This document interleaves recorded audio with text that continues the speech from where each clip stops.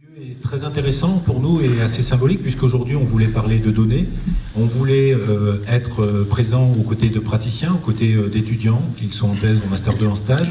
On voulait avoir notre communauté de recherche, c'est réussi aujourd'hui avec plus de 160 inscrits, dont des personnes non inscrites qui arrivent encore, donc on va sûrement monter encore un petit peu plus. Pour nous, on est fiers d'avoir autant de monde aujourd'hui pour échanger au cours de cette journée sur les données, qui sont le thème que l'on a choisi aujourd'hui. C'est un des thèmes que l'on peut traiter dans IMU, il y en a plein d'autres. Et pour avoir cette possibilité d'échanger avec vous, on a choisi de proposer un programme.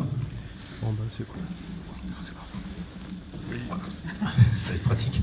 On a proposé de faire un programme, bien sûr, avec une conférence de Joël Lemarin qui vous sera présentée tout à l'heure par Isabelle, et aussi d'avoir des temps d'échange, un temps pendant le repas, bien sûr, un temps via une frise que l'on a mis sur le côté, où vous avez la possibilité de vous exprimer, des temps d'échange que l'on va planifier dans le temps jusqu'à justement septembre, puisque comme vous le savez, pour la plupart, on nous propose d'aller jusqu'à 2025, mais on doit quand même passer une petite étape qui consiste à proposer un renouvellement et que ce renouvellement soit accepté par l'ANR.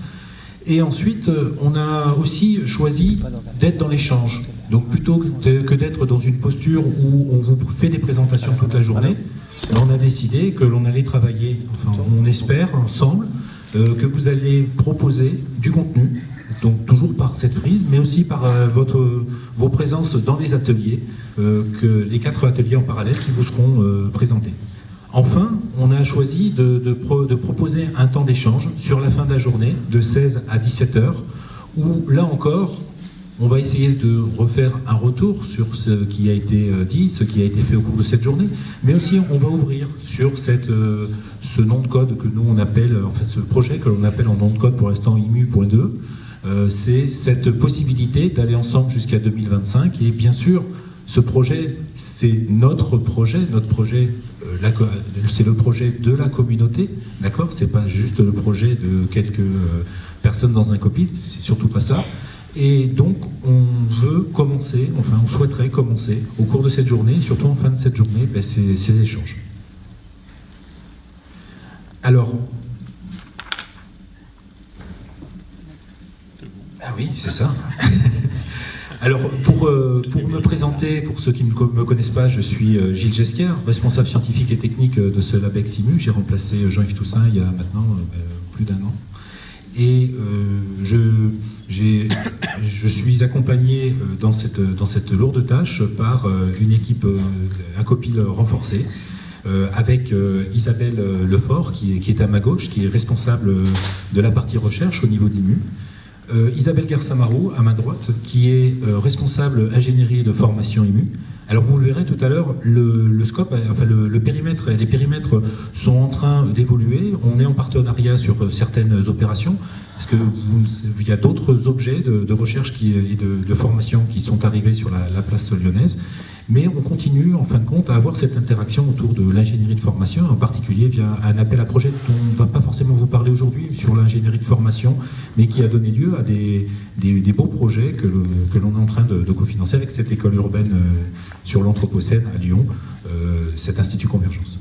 Et enfin, Olivier Klein, qui est responsable du partenariat IMU, puisque dans notre pari, on a envie que IMU soit effectivement un lieu de recherche sur l'urbain, mais soit aussi un lieu d'échange et de questionnement aux côtés de nos praticiens. Alors quand on dit praticiens, ce sont nos experts que l'on a dans les entreprises, que l'on a dans les collectivités, dans les associations, qui peuvent interagir, qui peuvent avoir besoin de lever des verrous et avec lesquels on va essayer d'avancer, enfin avec lesquels on avance d'ailleurs, pourquoi essayer, on avance depuis maintenant plusieurs années.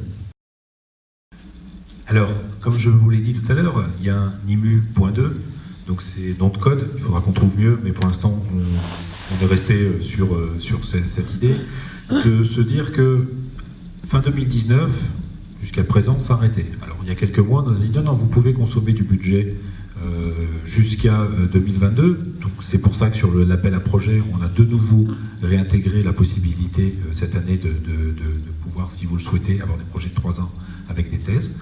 Et on nous a proposé, il y a quelques mois maintenant, de continuer jusqu'à 2025. Alors pour vous donner une idée, 2025, si je ne me trompe pas, c'est la fin aussi de l'EUL, donc on va pouvoir avancer ensemble et synchroniser vraiment fortement ces opérations avec une durée de vie qui est quelque part la même. Et pour nous, c'est très important parce qu'on sent qu'il y a une dynamique qui est engagée, que vous avez engagé une dynamique, ou nous, si je me considère comme chercheur, on a engagé une dynamique et aujourd'hui on sent qu'on doit pouvoir continuer si on nous aide un petit peu à continuer en matière de finances.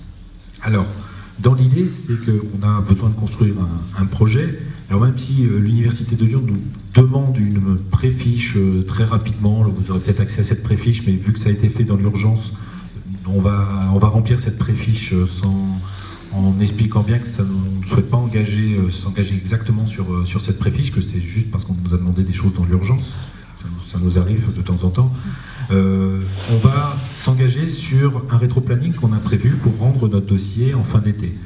Donc on commence aujourd'hui ces initiatives, en particulier avec ce qui s'appelle la matrice AID, où vous allez voir sur votre droite des immenses post-it avec des petits post-it roses et bleus qui commencent à apparaître sur ce que vous avez fait ou les initiatives que vous avez décelées dans IMU. Et ensuite, dans les post-it bleus, cette possibilité de dire ce que vous aimeriez voir apparaître, on va dire, dans IMU. Alors, ça peut être sur la fin d'IMU, mais aussi sur ce IMU jusqu'à 2025.